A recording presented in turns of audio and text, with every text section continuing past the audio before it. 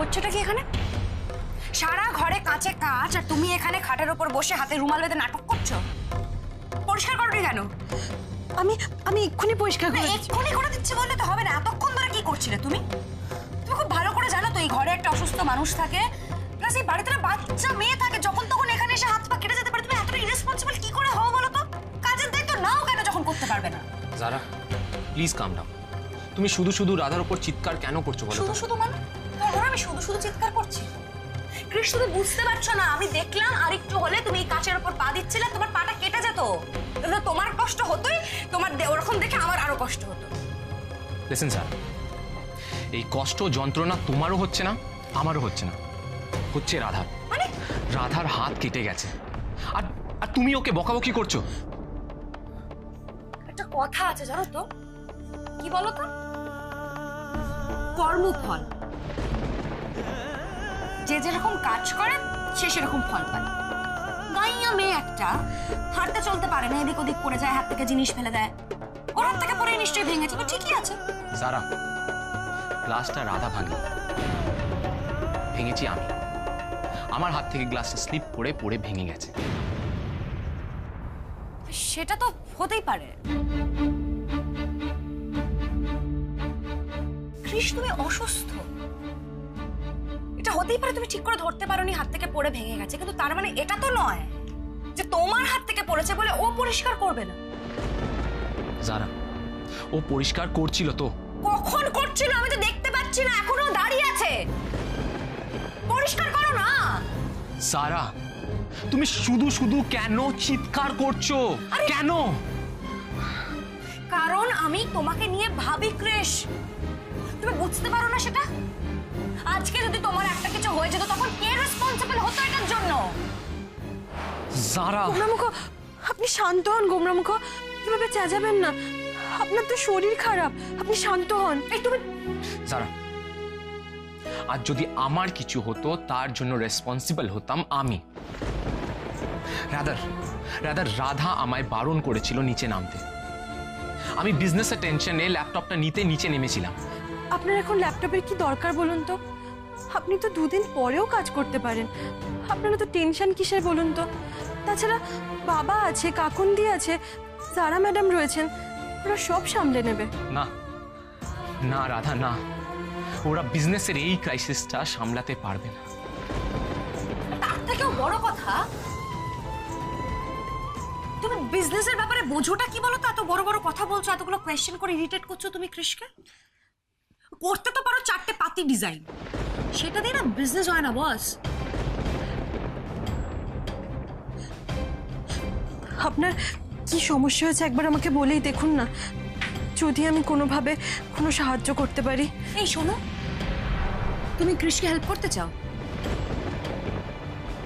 সত্যি চাও তো? যদি চাও তাহলে একটা কাজ করো, এই কাজগুলো এখানে পড়ে আছে দেখতে পাচ্ছ তো, এগুলো ক্লিন করো আর এই রুম থেকে বেরিয়ে যাও। কেন বলো তো? কারণ তোমার এই মুখটা না আমি জাস্ট নিতে পারছি না।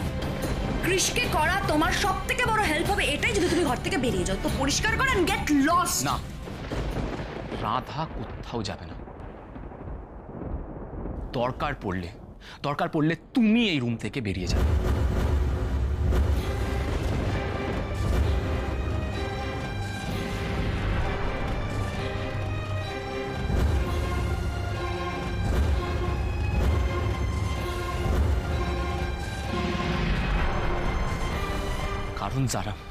কারণ তুমি এই রুমে কেওস ক্রিয়েট করে আমার মাথাটা ধরিয়ে দিচ্ছ। তুমি আমাকে এটা বলতে পারলে কৃষ? তুমি আমাকে তোমার রুম থেকে বেরিয়ে যেতে বললে, তো আবার রাধার জন্য? আমি এটা মনে রাখবো কৃষ। রাধা, তোমাকে কিন্তু আমি সারা, আমি কারোর জন্য নয়, আমি নিজের মেন্টাল পিসের জন্য তোমাকে এই রুম থেকে বেরিয়ে যেতে বলেছি। Please please for God sake এই রুম থেকে বেরিয়ে যাও, প্লিজ প্লিজ। গোমরামুখ, এসব আপনি কি বলছেন? আপনি আপনি এভাবে বলতে পারেন না। সারা ম্যাডাম, আপনি কোথাও যাবেন না। একদম মুখটা বন্ধ করো। তুমি দয়া দেখাচ্ছ আমাকে? কে তোমাকে তোমাকে এই সাহসটা দিয়েছে বলো তো রাধা? তুমি এখানে এসে না আসলে একটু বেশি উঠতে শিখে গেছো, তোমার ডানা গজিয়ে গেছে। সেই ডানাটা কিন্তু কেটে রাখার ক্ষমতা আমি রাখি রাধা। Wait, just wait.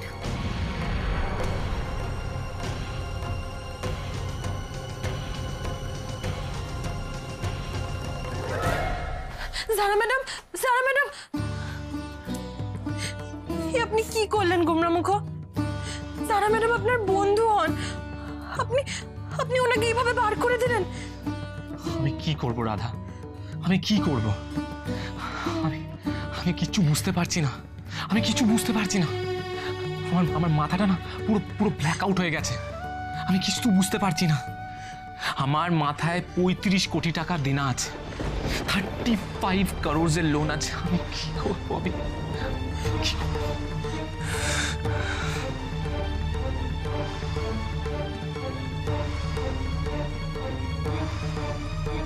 35 কোটি?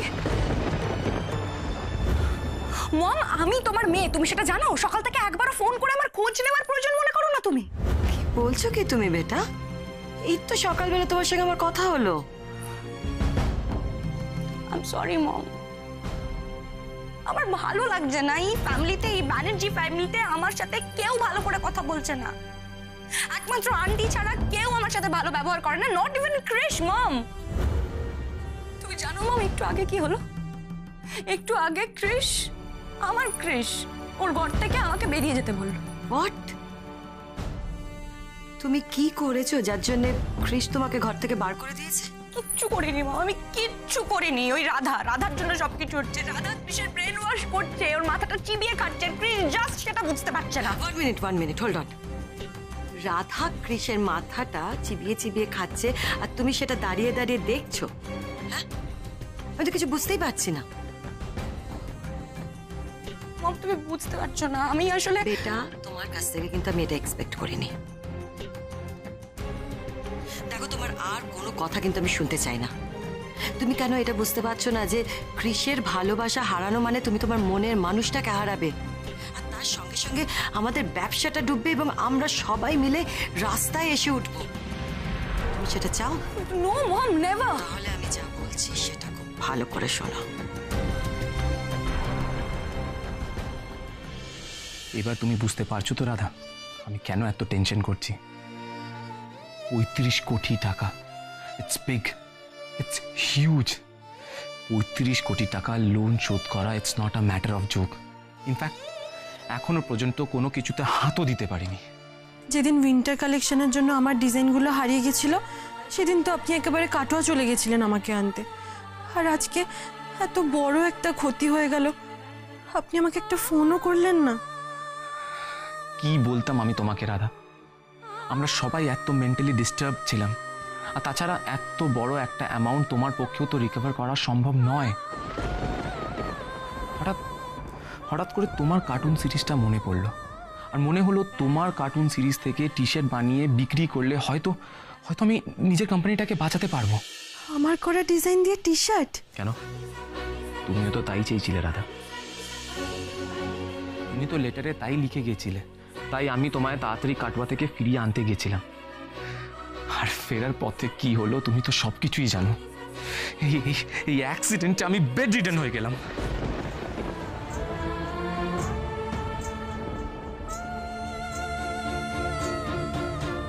এত ভেঙে পড়ছেন কেন গোমরামুখ?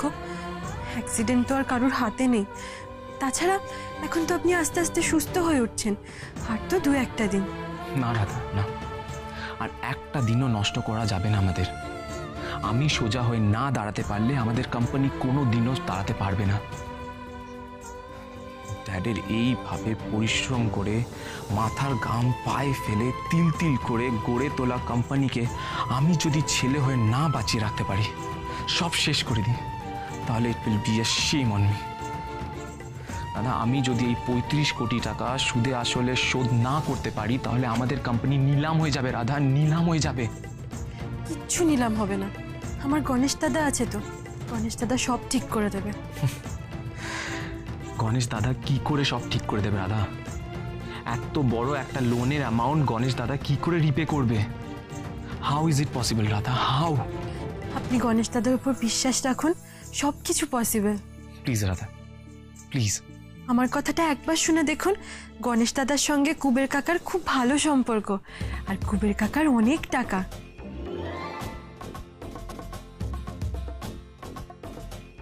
রাধা, এ বাবা, হেডমিস্ট্রেস ডাকছেন। আমি এক্ষুনি আসছি, আপনি কিন্তু একদম বিছানা থেকে নামবেন না। বাট রাধা, ওই কুবের কাকা না কি বললে তুমি? আপনি এখন বিশ্রাম নিন, আমি এসে আপনাকে সব বলছি। আমি এখন আসছি। রাধা, রাধা, রাধা। কুবের কাকা, কুবের কাকার নাম তো কখনো রাধার মুখে শুনিনি। Who is he? Radha, Radha এখানে এসো, এক্ষুনি তাড়াতাড়ি এসো। কি বলবে বলো, তোদেরকে যে ঘরে বোধহয় লুকিয়ে বসে আছে, এত কাজ করতে হবে না এখানে? কি হলো রাধা, আমি ডাকছি না? এই তো হেডমিস্ট্রেস, আমি এসে গেছি। কৃষি ঘর থেকে এখানে আসতে তোমার কতক্ষণ লাগে? হ্যাঁ, এতক্ষণ লাগে? আর কৃষি তো স্পঞ্জ, খাওয়া দাওয়া সব হয়ে গেছে, তুমি ওর ঘরে কি করছো এতক্ষণ? হ্যাঁ, ব্রেন ওয়াশ করছিল আন্টি, বুঝতে পারলে না? তাই তো রাধা, নিশ্চয়ই কৃষার ব্রেন ওয়াশ করছিলে তুমি, যে দেখো তোমার কত সেবা করছি আমি, তারপর তো তুমি সুস্থ হয়ে যাবে, তারপর আমাকেও বাড়ি থেকে চলে যেতে হবে, কত কষ্ট আমার জীবনে, তাই তো? না না জারা ম্যাডাম, আমি সেরকম কিছু। এরম কিছু বা ওরম কিছু যাই তুমি করো, তোমার ডেস্টিনি নির্ধারণ করছি আমি। এই যে তুমি ওই ভারতীর কাছ থেকে সব কাজগুলো বুঝে নাও। আর এই যে কাপড়গুলো, এগুলো কে কাচবে ইয়াং লেডি? আমি সব কেচে দিচ্ছি, আপনাকে একদম চিন্তা করতে হবে না।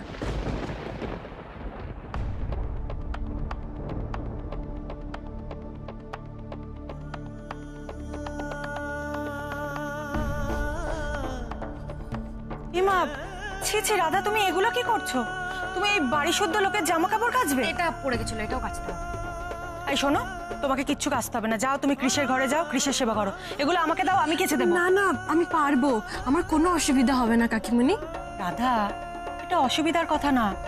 তুমি এই বাড়ি শুদ্ধ লোকের জামা কাপড় কাচবে, এটা ভাবতেই তো আমার লজ্জা লাগছে।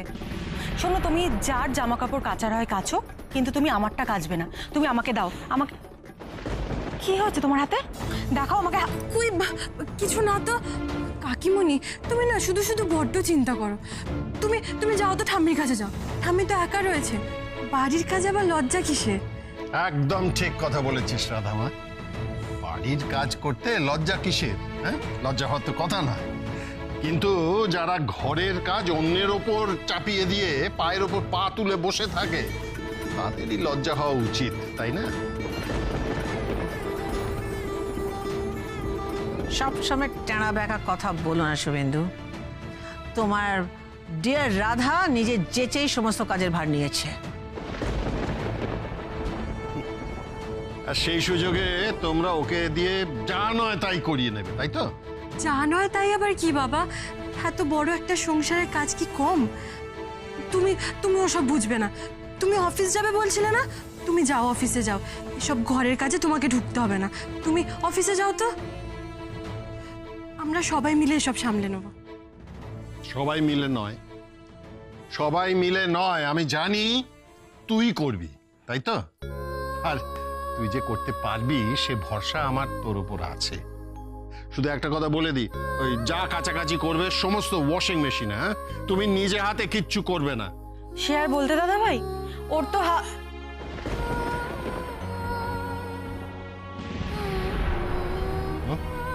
কি শিউলি, কি ব্যাপার? কি হাতে কি?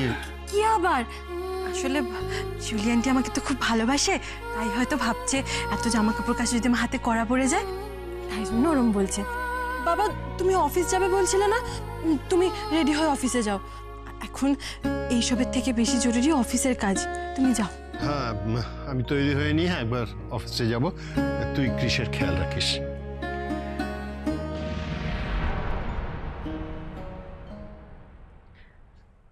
বাহ, তাহলে তোমার তো বেশ ভালোই হলো, তোমার কাজটা একটু কমে গেল।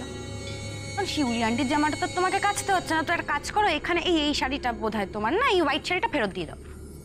তার বদলে তুমি একটা কাজ করো, আমার রুমের কার্টুনগুলো না নোংরা হয়ে গেছে, একবার আমার রুম থেকে গিয়ে থাক থাক, আবার ওপরে যাবে কষ্ট করে, আমি এনে দিচ্ছি।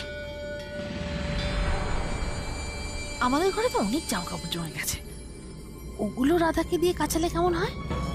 আর এখন তো দাদাও বেরিয়ে গেছে, এই বেলা দিদিভাইয়ের কাঁধে কাঁধ মিলিয়ে রাধাকে দিয়ে ঝিগিরি করিয়ে নি, তাহলে বেশ দিদিভাইয়ের নেক নজরে চলে আসবো। যাই নিয়ে আসি জামা কাপড়গুলো। রাধা দেখো কত নোংরা হয়ে গেছে, এটাও কেচে দিও বুঝলে? রাধা, তুমি তো আমার কোনো কথাই শুনবে না। চলো আমি গিয়ে শিখিয়ে দিই কিভাবে ওয়াশিং মেশিন চালাতে হয়। চলো এসো।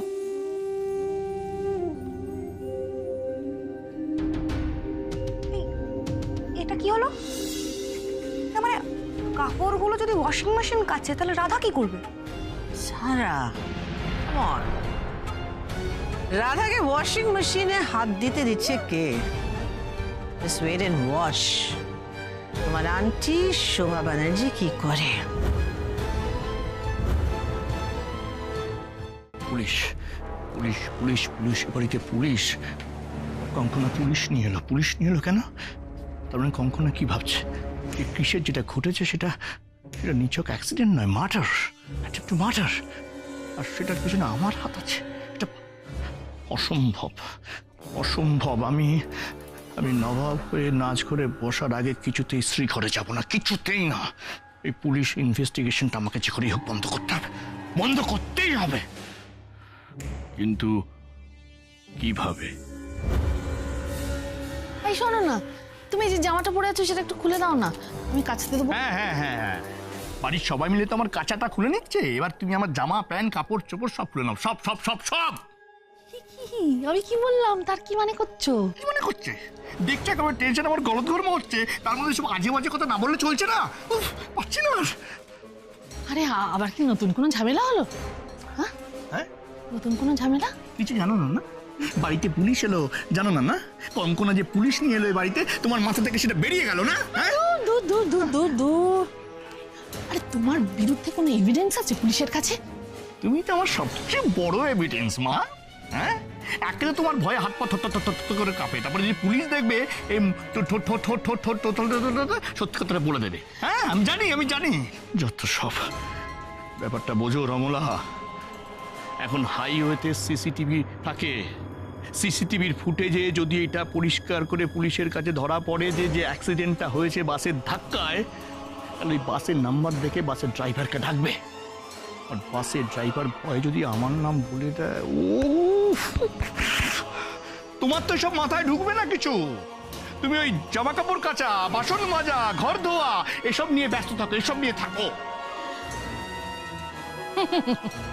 তুমি না আমাকে যতটা বোকা ভাবো, আমি কিন্তু ততটা বোকা নই। এই সমস্ত কাপড় কাচাকাচির পেছনে আমার একটা উদ্দেশ্য আছে।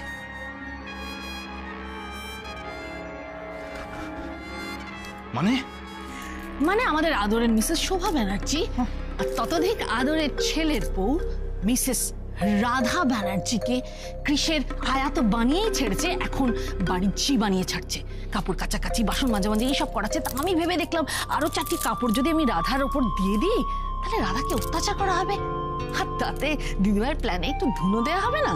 কি সিম্পল সিম্পল, তাহলে আমরা সেফ থাকবো, অনেক সেফ থাকবো, দিদিভাই আমাদের গায়ে চুট্টি কাটতে দেবে না। বাবা, কি বুদ্ধি, কি বুদ্ধি! শুধু বৌদিকে হাতে রাখলে চলবে না, দাদাকেও হাতে রাখতে হবে। মানে আমাদের একই সঙ্গে সাপের গেলেও চুম খেতে হবে, ব্যাঙের গেলেও চুম খেতে হবে, বুঝেছো? একটু ভেবো না, আমি একটু জামা কাপড়গুলো নিয়ে যাই।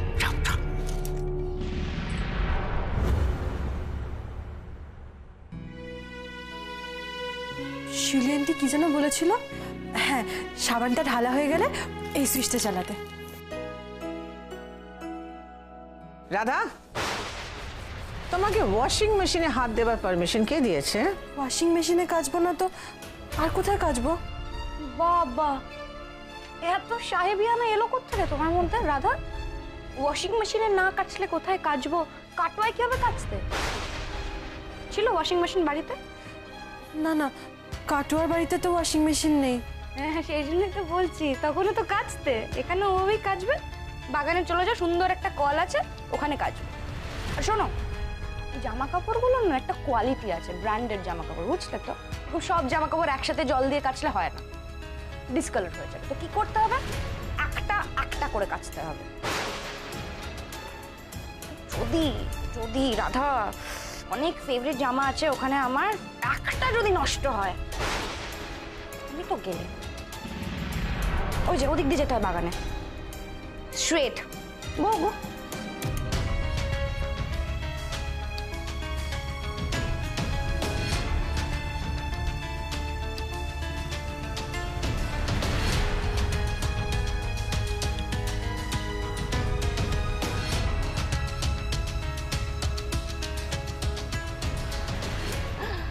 তাহলে ফাইনালি রাধারানী বেরাকে আমাদের এই ব্যানার্জি ফ্যামিলির মেড সার্ভেন্ট বানানো গেল, তাই তো?